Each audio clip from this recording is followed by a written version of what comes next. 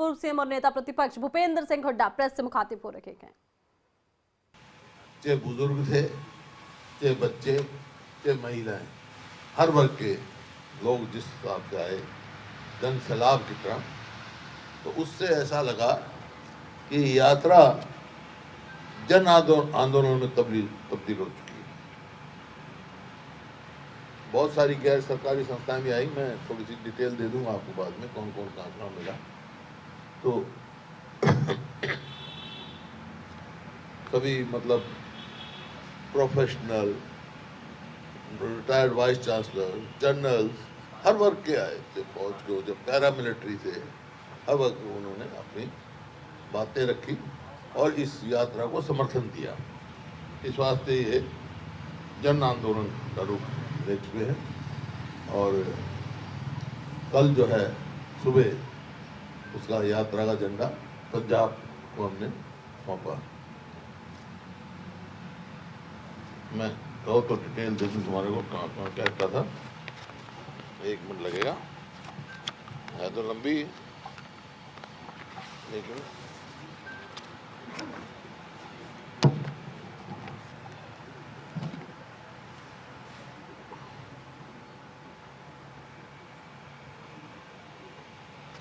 वो सड़क पे बिजली जैसे हर जगह देखा, टूटी हुई सड़कें, बिजली, पानी, शिक्षा, स्वास्थ्य में सभी समस्याएं रखी और ख़ास तौर पे जो सड़क थी और सड़कों की जो कंडीशन थी वो देखकर हमारे को बहुत खुद को स्वयं शर्म आ रही थी, क्योंकि बाहर तो वहाँ जो बाहर से यात्री आए थे उन्होंने कहा जी हम तो सुनते थे हरियाणा की सड़कें, वो 8 साल पहले की बात थी भाई, 8 साल पहले की सुनी होगी तुमने, नहीं 60 साल में तो सड़क में गड्ढे तो हमने देखे, लेकिन गड्ढों में सड़क मिल रही है, ऐसी परिस्थिति थी।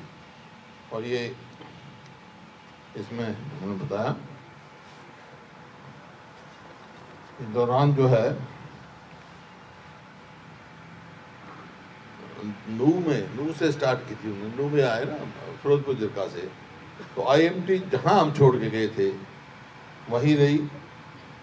लोगों ने बताया कि जिस स्थिति में कांग्रेस की रोड, पानी व्यवस्था या कॉलेज, स्कूल, ITI छोड़कर उससे भी बदतर हो गई। वहाँ मेडिकल कॉलेज के स्टाफ के और स्टूडेंट मिले, वहाँ कोई ना तो स्टाफ पूरा है ना इक्विपमेंट पूरी है। मेडिकल कॉलेज जो बहुत one of the best medical college था नू में, उसके हालत बहुत ख़राब था। और यहीं राहुल जी से भूतपूर्व सैनिकों ने मुलाकात की और जो बॉन्ड पॉलिसी मेडिकल कॉलेज के बच्चे थे उन्होंने कहा, ज़बरदस्ती उनसे जो हड़ताल बैठे थे उनको किया गया, लेकिन वो इस बात से सहमत नहीं है जो बॉन्डिंग पॉलिसी है इनकी। और मैं भी इस बात को कहता हूँ कि ये इट विल लीड कि हरियाणा का कोई मध्यवर्गी या गरीब परिवार का बच्चा डॉक्टर नहीं बन सकता। और कर्मचारियों ने OPS की मांग की, ओल्ड पेंशन स्कीम की। दूसरे चरण में जो है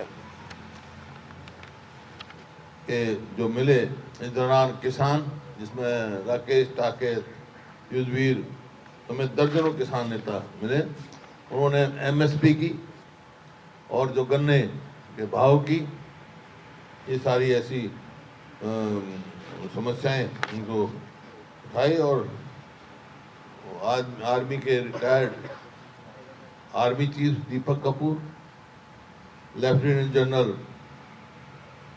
RK Hooda, lieutenant general PK Narula, lieutenant general DDS Sandhu और major general SS Chaudhary, major general Dayal और major general Bishambar, colonel Pushpendra वगैरह, सब ये बहुत सारा हाई लेवल डेलीगेशन था जिनने उनके साथ वॉक किया। और उनके साथ OBC समाज के और घुमंतू समाज के लोगों से भी उन्होंने चर्चा की। और करनाल में जो है हरियाणा के जो भीम अवार्डी हैं अर्जुन अवार्डी हैं, द्रोणाचार्य अवार्डी हैं। इन खिलाड़ियों ने उनसे, कबड्डियों के खिलाड़ी हैं, उनसे मुलाकात की और जो हरियाणा की प्रेजेंट स्पोर्ट्स नीति है उसको उन्होंने क्रिटिसाइज किया कि गलत है, ये खिलाड़ियों के हित में नहीं है। और MSME मिले, आड़ती भी मिले और महंगाई के वो मिले और बेरोजगारों के संगठन भी मिले। और सरकारी स्कूलों में जो है स्कूल बंद करने और स्कूलों की शिक्षकों की कमी को लेकर भी कुछ छात्र राहुल जी से मिले। अग्निवीर के खिलाफ आम जो भी, चाहे फौजी मिले या कोई भी एक्स सर्विसमैन मिले या आम युवा मिला, इस अग्निवीर जो है उसके खिलाफ उन्होंने अपनी वो दर्शाई। सफाई कर्मचारी और गांव के चौकीदार ये मिले, मतलब हर वर्ग से आप मिले, स्थानीय समस्याओं को लिया उन्होंने। और ये जो PPP के बारे में बहुत कई लोगों ने चर्चा की और यहाँ तक कह दिया ये PPP का मतलब जो पहचान पत्र जो है उसका मतलब जो है परमानेंट परेशानी पत्र है। P से परमानेंट, P से परेशानी, ये पत्र है, ये उनको दिया गया। क्योंकि 10 लाख लोगों के राशन कार्ड काटे गए इसके, उससे उसकी वजह से, और 5 लाख के करीब जो है पेंशन काटी गई है, विधवाओं तक की पेंशन काटी गई है। इसमें जो इनकम दिखाई गई है 4 से 5 साल की उम्र के बच्चों की इनकम 15 से 20 हजार दिखाकर राशन कार्ड काट दी गई। जैसे मैंने कहा 5 लाख बेसहारा बच्चे, विधवाओं और समान पेंशन जो बुजुर्गों को मिलती है वो काटी गई। और जैसे पहले गरीब परिवारों को पहले तेल दाल आदि से वंचित जो मिलता था वो वंचित किया गया।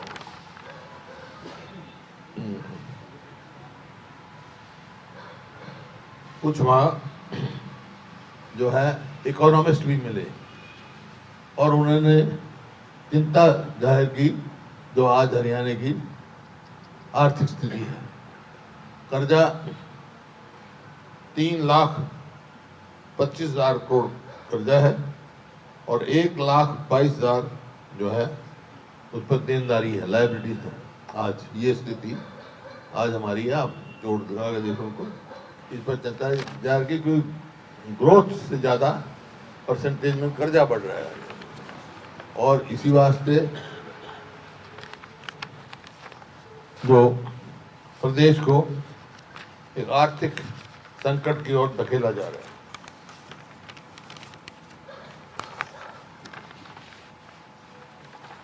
और CMI की रिपोर्ट के अनुसार ये लोगों से पूछा राहुल जी वहाँ पानीपत में, तो CMI की नहीं, CMI नहीं, उनका बेरोजगारी तो लोगों ने बताया कि 37.4 हाईएस्ट इन द कंट्री, जो प्रदेश प्रति व्यक्ति है, प्रति व्यक्ति निवेश में नंबर 1 था 2014 में, आज बेरोजगारी में नंबर 1 है।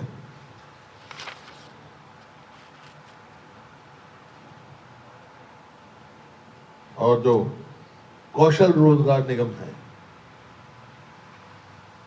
ये युवाओं के भविष्य के साथ खिलवाड़ की जा रही है।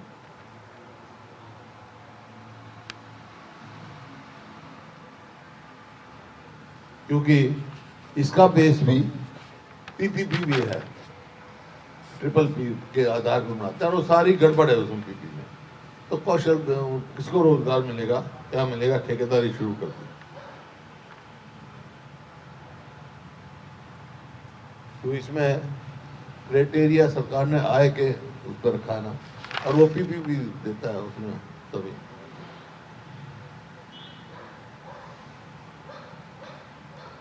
जैसे मैं कह रहा था अभी आपको कि सरकार की देनदारी क्या है, ये कहते हैं डबल इंजन, 2 इंजन की सरकार, या हरियाणा में 2 मुही सरकार चल रही है। बीजेपी जेजेपी दो मोदी सरकार ने क्या अचीवमेंट क्या है, 3 गुना तो महंगाई हो चुकी, 4 गुना जो है कर्जा बढ़ चुका प्रदेश पर, 5 गुना अपराध बढ़ चुके हैं और 6 गुना भ्रष्टाचार बढ़ चुका है और 0 रोजगार है। ये उपलब्धि है इस सरकार की। अब ये देखिए ना, भ्रष्टाचार का इससे बड़ा सबूत क्या होगा? ये सरपंचों का काम, तो जब सरपंच की आप इंक्वायरी कराते हो, ई टेंडरिंग का क्या मतलब है? ये सबसे बड़ा घपला है और ये खाली घपला यहाँ नहीं है, ये पूरे प्रदेश में, चाहे वो पीडब्ल्यूडी का महकमा हो, चाहे वो हो, जब तो सड़कों की ये हालत है। जो सड़क इतनी अच्छी व्यवस्था में थी, आज आप ईमानदारी की बात है, बुरा हाल हो रहा है पूरे हरियाणा का। मैं सोचता हूँ शायद इधर होगा, लेकिन जहां जहां चले हम, एक एक्सेप्ट जो नेशनल हाईवे है, जीटी रोड को छोड़ के, सब जगह का बुरा हाल। अभी आज, अब खैर आप सवाल पूछोगे, आज अखबार में पढ़ा है वो मित्तल कमीशन, जो ये मेवात में जो इंस्पेक्टर मारा गया था पुलिस का, डीएसपी सुरेंद्र जो मारा गया था, वो मित्तल कमीशन ने अब रिजॉल्व कर दिया, खत्म कर दिया, नोटिफिकेशन कर दिया। कोई आए उसमें कहता है SIT बना दी, मित्तल कमीशन की रिपोर्ट तो आई नहीं, भाई एक ड्राइवर पे तो केस बना दिया आपने, लेकिन उसके पीछे है कौन, किसका हाथ है? इतना बड़ा वहां चल रहा है। इसी तरह डाट में मैं गया था, जब भी ये कहा था कि SIT बनाएंगे हम, SIT तो ये जो है, SIT का मतलब क्या है? सप्रेस इंटरनल ट्रुथ, अंदरूनी सच्चाई नहीं आने देंगे। इस किस्म के SIT की रिपोर्ट अब तक यही साबित हुई है, सप्रेस इंटरनल ट्रुथ, SIT का मतलब ये है इस हरियाणा सरकार में। तो ये आपके सामने, आपके कोई सवाल हो तो आप पूछ सकते हैं मुझसे। एक तो ये सीएमआई बड़ा सवाल बन गया, वो कहते हैं कि हरियाणा से इनको विशेष रोजगार है, जो हरियाणा के आंकड़े बताते हैं गलत है। सीएम ने कहा था 6% है बेरोजगारी। प्लानिंग कमीशन में क्या है? प्लानिंग कमीशन में भी जो उससे 1.5 गुना है जो उनकी सेंटर की वो है, लेकिन सीएमआई के आंकड़े गलत कैसे हैं ये बताओ। सीएमआई के जो MD है उसने तो 6000 सैंपल्स पे दिया है, जबकि ये जो है 2000 आदमी के सैंपल की बात कर रहे हैं। 6000 परिवारों के सैंपल लिए हैं उन्होंने, सीएमआई ने, उसमें स्टेटमेंट आई हुई है, उसका MD पता नहीं क्या नाम है उसका। और वही सीएमआई जब यूपी में करती है तो यूपी गवर्नमेंट एडवर्टाइजमेंट लगती है, भाई हमारी बेरोजगारी का ये दर है। गुजरात में वहाँ की गवर्नमेंट सीएमआई की रिपोर्ट को वो रेफर करती है। तो ये सच्चे बताएं कि भाई ये सरकार सच्ची है या यूपी की सरकार सच्ची है या गुजरात की सरकार सच्ची है? कौन सी सरकार झूठी सच्ची है? ये सवाल करा था, जो कहते हैं हरियाणा से सीएमआई का विशेष प्यार है, हैं? कहते हैं कि हरियाणा से विशेष नहीं है, कहता इसलिए गलत। क्या बात हुई है? राष्ट्रीय स्तर की ऑर्गेनाइजेशन है ये, मतलब गुजरात में तो वो रिपोर्ट ठीक मानी जाएगी, हरियाणा ही गलत मानी जाएगी, ऐसा कभी हुआ है? डॉक्टर साहब, पंचायतों का आपने विषय बताया कि पंचायतों के अंदर, कहाँ से बोले, कहाँ से बोल रहे हैं? पंचायतों के अंदर सर आपने बताया कि टेंडरिंग बड़ा घपला है, लेकिन सरकार कह रही है कि इससे पारदर्शिता होगी और सारे अधिकार जो है वो जिलों के अंदर ही हमने दे दिए। तो किस तरीके से? इससे ज्यादा करप्शन कहीं नहीं हो सकती।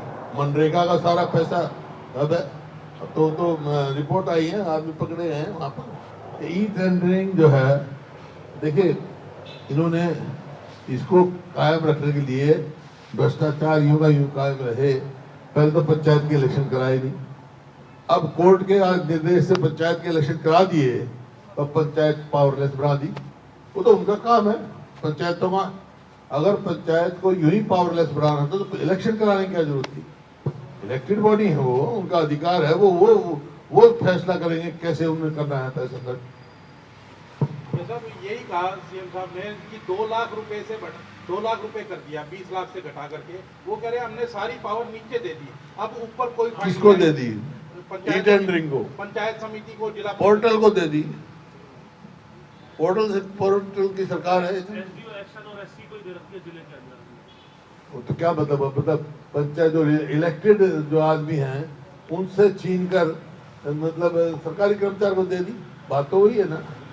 इसका मतलब उनका विश्वास ही नहीं है उस पर, जो इलेक्टेड बॉडी पर लोगों पर विश्वास नहीं है। लोगों में विश्वास ही नहीं है तो क्यों चुनाव करते हैं? लोगों के 30 पहले भी बहुत अच्छे काम हुए गांव में। अब जाके देखो, आप जाके गांव में हमने स्टेडियम बनाया इतने बढ़िया बढ़िया, कितनी मेंटेनेंस थी। आज जाके देखो कोई मेंटेनेंस नहीं है। अपने सरकार में घपला हो रहा है, किस तरीके का घपला कर रहा है? इसमें जो आपने पंचायतों का कहा या और विभागों का कहा, जो घपले ये हो रहे हैं कि कागजों में तो काम दिखा देते हैं और जो है एडवांस पहले दे देते हैं, काम होता नहीं। मान लो एक कोई ई टेंडरिंग कर दी उन्होंने, 20 लाख की कर दी एक काम, किसी काम के लिए 15-16 लाख पहले पेमेंट कर देंगे एडवांस में। ऐसा कभी नहीं होता है। ये करप्शन का सबसे बड़ा जरिया है, हथियार है। लोगों को मतलब इलेक्टेड लोगों को कमजोर करने का ये हथियार है। एक सर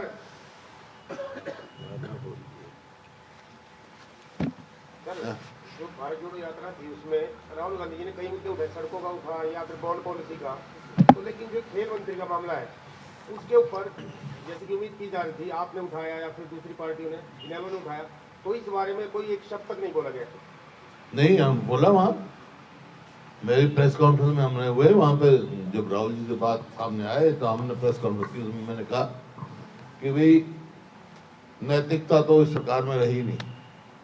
देखिए, एक इतना गंभीर आरोप लगा है, मैं उसको दोषी या निर्दोष साबित करने की बात नहीं करता। सरकार मतलब